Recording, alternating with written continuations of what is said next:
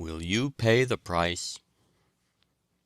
The gods sell anything, and to everybody, at a fair price. Emerson. All desire knowledge, but no one is willing to pay the price. Juvenal. There is no royal path which leads to geometry. Euclid. There is no road to success but through a clear, strong purpose. A purpose underlies character, culture, position, attainment of whatever sort. T. T. Munger. Remember, you have not a sinew whose law of strength is not action. You have not a faculty of body, mind, or soul whose law of improvement is not energy. E. B. Hall. We have but what we make, and every good is locked by nature in a granite hand. Sheer labor must unclench. "Oh, if I could thus put a dream on canvas!" exclaimed an enthusiastic young artist, pointing to a most beautiful painting. "Dream on canvas," growled the master. "It is the 10,000 touches with the brush you must learn to put on canvas that make your dream."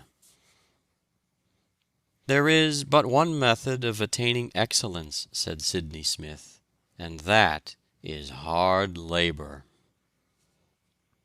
"If only Milton's imagination could have conceived his visions," says Waters, "his consummate industry alone could have carved the immortal lines which enshrine them. If only Newton's mind could reach out to the secrets of nature, even his genius could only do it by the homeliest toil. The works of Bacon are not Midsummer Night's Dreams, but like coral islands they have risen from the depths of truth, and formed their broad surfaces above the ocean by the minutest accretions of persevering labor. The conceptions of Michelangelo would have perished like a night's fantasy, had not his industry given them permanence." Salvini contributes the following to the Century as to his habits of study before he had established himself as a past master of tragedy. "I imposed upon myself a new method of study. While I was busying myself with the part of Saul, I read and reread the Bible, so as to become impregnated with the appropriate sentiments, manners, and local color. When I took up Othello, I pored over the history of the Venetian Republic and that of the Moorish invasion of Spain. I studied the passions of the Moors, their art of war, their religious beliefs, nor did I overlook the romance of Giraldi Cinthio in order the better to master that sublime character. I did not concern myself about a superficial study of the words, or of some point of scenic effect, or of greater or less accentuation of certain phrases with a view to win passing applause. A vaster horizon opened out before me, an infinite sea on which my bark could navigate in security, without fear of falling in with reefs." His method was not new, but he considered it so, and gives his opinion in quotation marks. He speaks of characters with which his name is not always associated by writers on the stage, but is correct, I think, in the main. "Many years ago, a little boy entered Harrow School and was put in a class beyond his years, wherein all the other boys had the advantage of previous instruction. His master used to reprove his dullness, but all his efforts could not raise him from the lowest place in the class. The boy finally procured the elementary books which the other boys had studied. He devoted the hours of play and many of the hours of sleep to mastering the elementary principles of these books. This boy was soon at the head of his class, and the pride of Harrow. The statue of that boy, Sir William Jones, stands today in St. Paul's Cathedral, for he lived to be the greatest Oriental scholar of Europe. "What is the secret of success in business?" asked a friend of Cornelius Vanderbilt. "Secret? There is no secret about it," replied the Commodore. "All you have to do is to attend to your business and go ahead. If you would adopt Vanderbilt's method, know your business, attend to it, and keep down expenses until your fortune is safe from business perils. Work or starve is nature's motto, and it is written on the stars and the sod alike. Starve mentally, starve morally, starve physically. It is an inexorable law of nature that whatever is not used dies. Nothing for nothing is her maxim.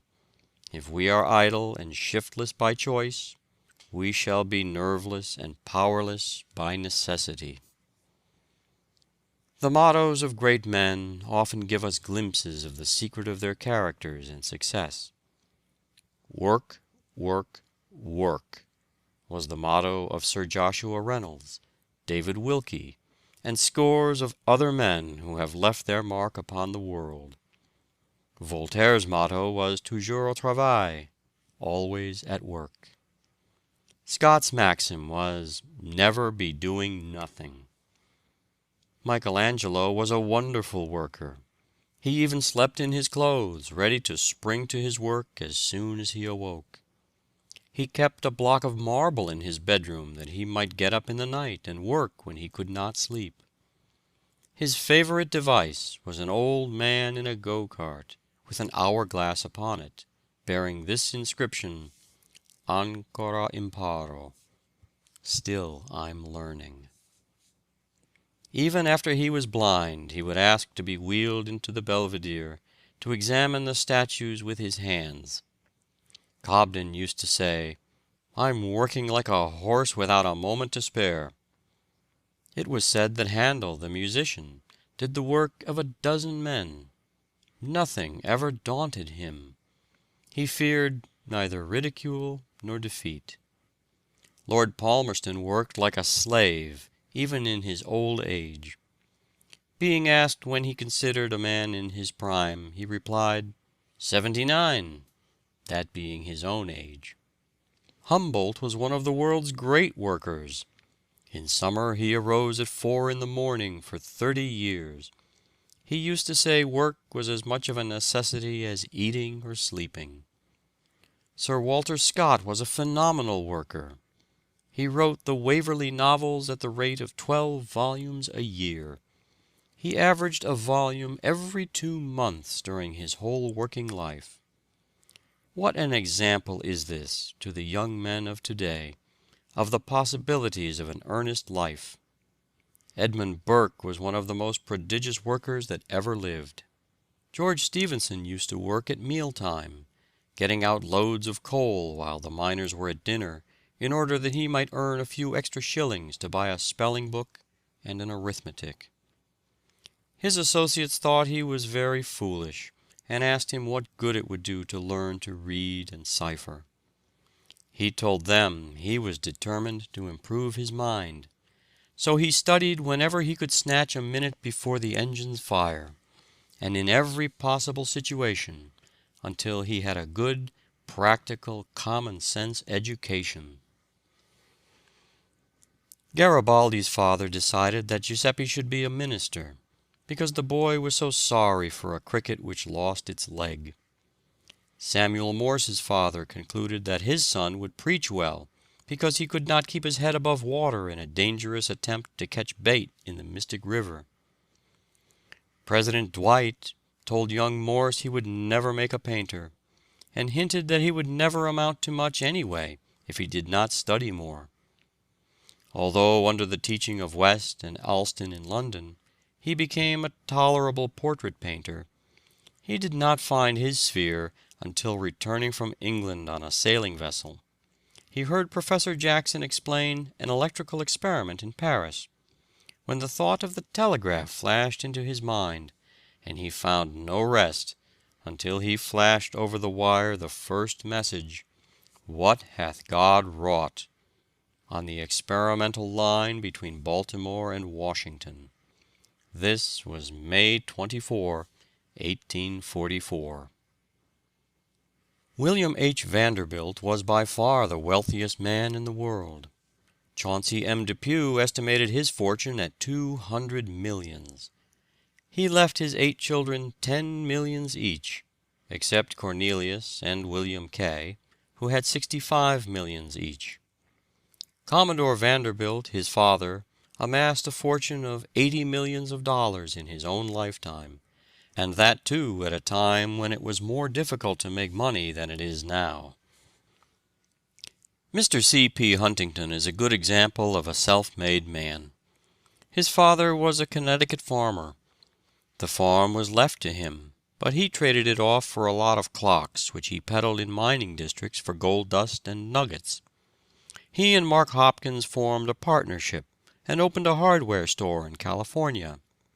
They united with Leland Stanford in the construction of a railroad, and they all got rich rapidly. Mr. Huntington is one of the greatest railroad operators of the country. He always acted upon the principle that he would control the stock of any road in which he was interested.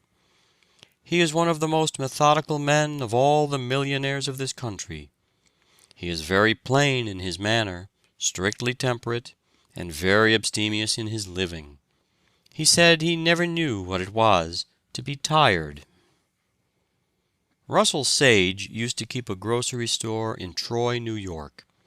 He finally associated himself with Jay Gould, who used to be a constant borrower of money of him.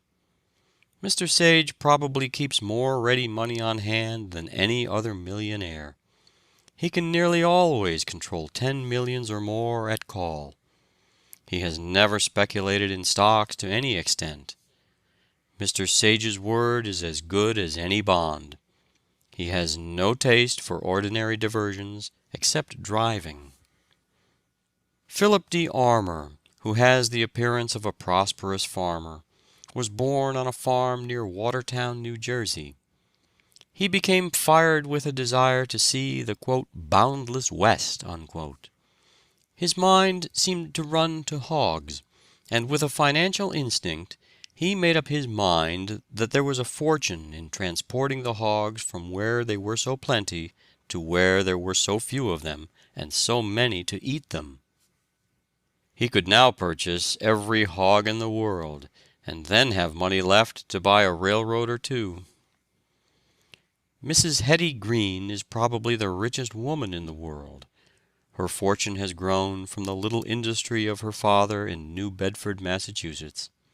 She has raised the 9 millions left her by her father, and 9 millions left her by her aunt, to 30 millions. She is a woman of great ability and courage.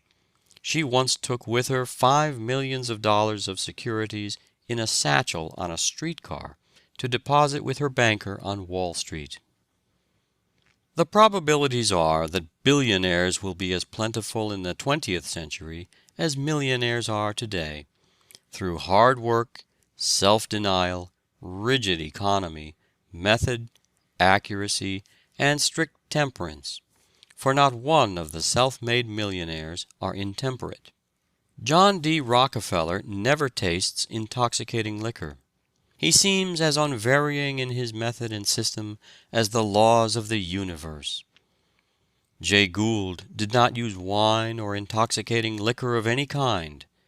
Mr. Huntington does not even drink coffee, while William Waldorf Astor merely takes a sip of wine for courtesy's sake.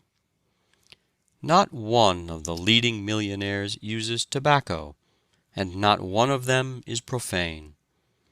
Very rich men are almost always honest in their dealings, so far as their word is concerned. William Waldorf Astor, until recently, has been considered the richest man in the world, but John D. Rockefeller surpasses him now, it is said. The whole wealth of Croesus was little more than the income of this modern Croesus for 1 year. Mr. Rockefeller controls about 80 or 90 millions of capital stock in the Standard Oil Trust. The Standard Oil Company is one of the best managed corporations in the world. 2 centuries and a quarter ago, a little tempest-tossed, weather-beaten bark, barely escaped from the jaws of the wild Atlantic, landed upon the bleakest shore of New England. From her deck disembarked 101 careworn exiles. To the casual observer, no event could seem more insignificant. The contemptuous eye of the world scarcely deigned to notice it. Yet the famous vessel that bore Caesar and his fortunes carried but an ignoble freight compared with that of the Mayflower. Though landed by a treacherous pilot upon a barren and inhospitable coast, they sought neither richer fields nor a more congenial climate, but liberty and opportunity. A lady once asked Turner the secret of his great success. "I have no secret, madam, but hard work. This is a secret that many never learn, and they don't succeed because they fail to learn it.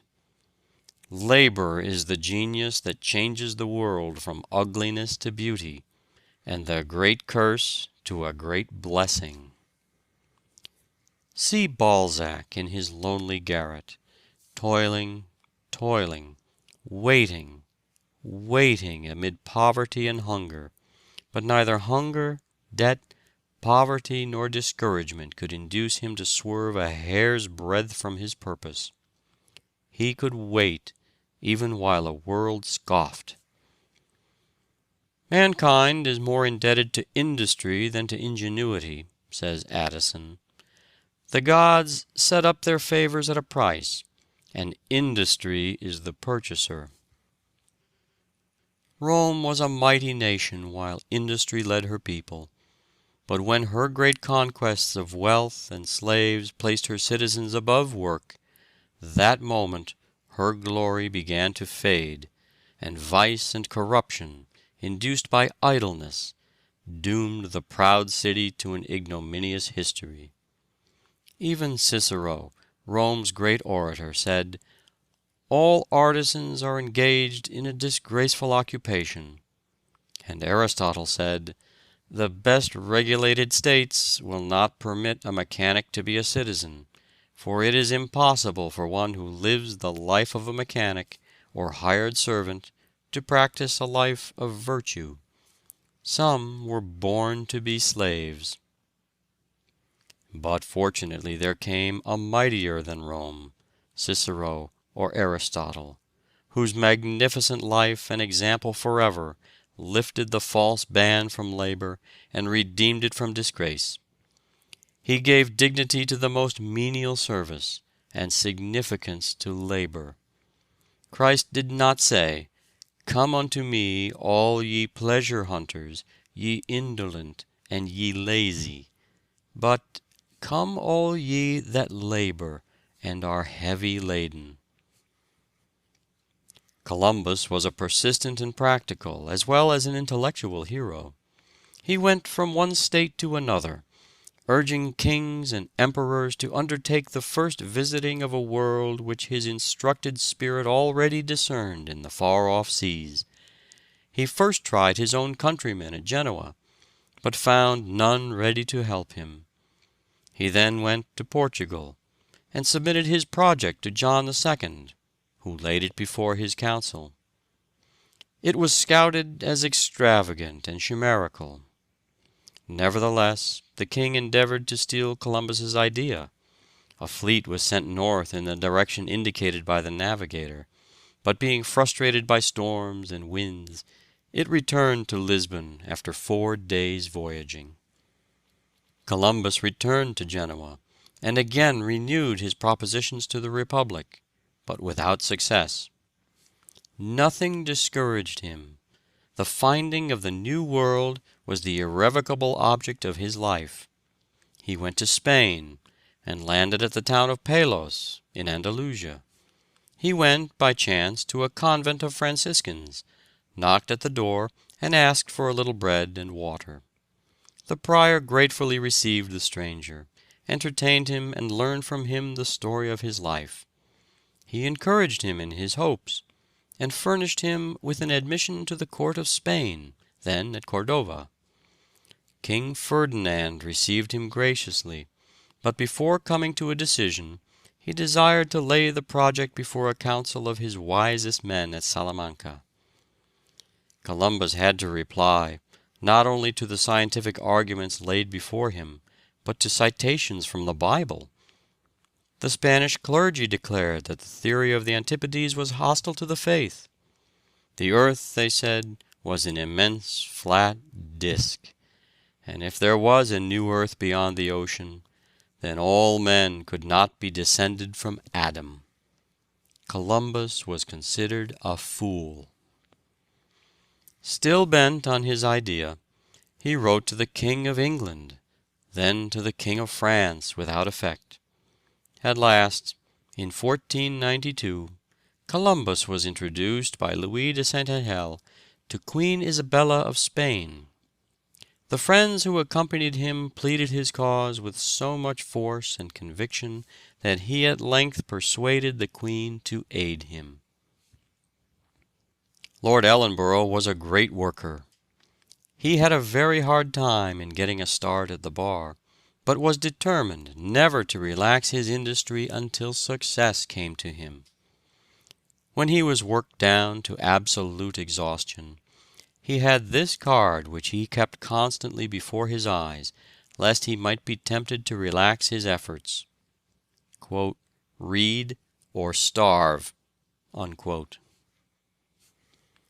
Show me a man who has made $50,000, and I will show you in that man an equivalent of energy, attention to detail, trustworthiness, punctuality, professional knowledge, good address, common sense, and other marketable qualities. The farmer respects his savings bank book not unnaturally, for it declares with all the solemnity of a sealed and stamped document that for a certain length of time he rose at 6 o'clock each morning to oversee his labors, that he patiently waited upon seasonable weather, that he understood buying and selling. To the medical man, his fee serves as a medal to indicate that he was brave enough to face smallpox and other infectious diseases, and his self-respect is fostered thereby. The barrister's brief is marked with the price of his legal knowledge, of his eloquence, or of his brave endurance during a period of hope-deferred brieflessness. A rich man asked Howard Burnett to do a little thing for his album. Burnett complied and charged 1,000 francs. "But it took you only 5 minutes," objected the rich man. "Yes, but it took me 30 years to learn how to do it in 5 minutes." "I prepared that sermon," said a young sprig of divinity, "in half an hour, and preached it at once, and thought nothing of it." "In that," said an older minister, "your hearers are at one with you, for they also thought nothing of it." Virgil seems to have accomplished about 4 lines a week, but then they have lasted 1,800 years, and will last 1,800 more. 7 years Virgil is said to have expended in the composition of the Georgics, and they could all be printed in about 7 columns of an ordinary newspaper. Tradition reports that he was in the habit of composing a few lines in the morning, and spending the rest of the day in polishing them. Campbell used to say that if a poet made 1 good line a week, he did very well indeed. But Moore thought that if a poet did his duty, he could get a line done every day. What an army of young men enters the success contest every year as raw recruits. Many of them are country youths flocking to the cities to buy success.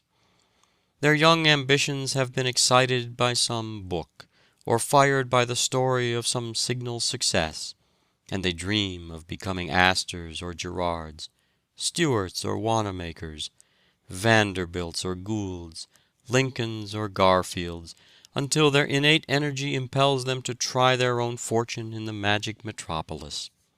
But what are you willing to pay for, quote, success, unquote, as you call it, young man?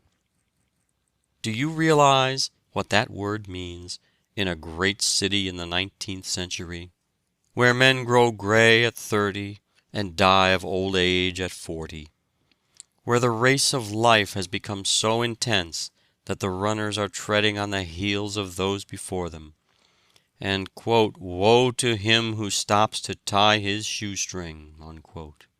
Do you know that only 2 or 3 out of every 100 will ever win permanent success, and only because they have kept everlastingly at it, and that the rest will sooner or later fail, and many die in poverty because they have given up the struggle? There are multitudes of men who never rely wholly upon themselves and achieve independence.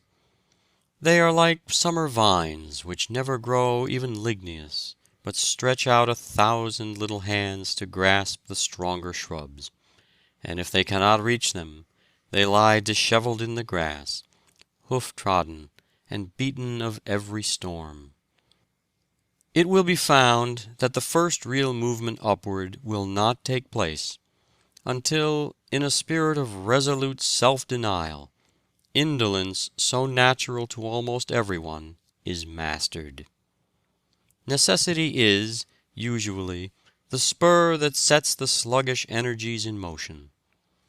Poverty, therefore, is often of inestimable value as an incentive to the best endeavors of which we are capable. End of chapter 6. Recording by David Martin.